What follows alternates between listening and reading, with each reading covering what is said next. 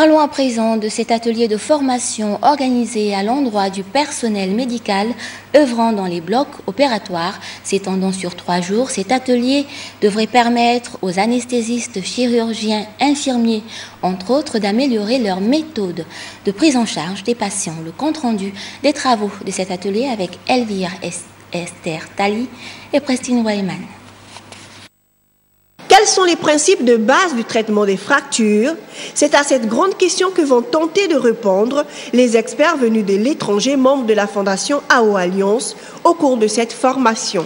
Initiée à l'intention des médecins, chirurgiens et infirmiers exerçant dans les blocs opératoires, cette formation vise la transmission des connaissances fondamentales et techniques appropriées pour une meilleure prise en charge des patients.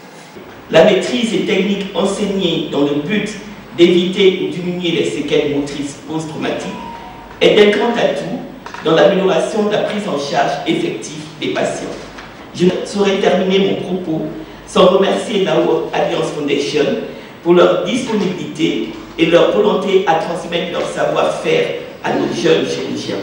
Des enseignements oraux, exercices pratiques, ateliers de discussion sont au programme. 30 participants issus des hôpitaux de la capitale et l'intérieur du pays prennent part à ce rendez-vous du donner et du recevoir.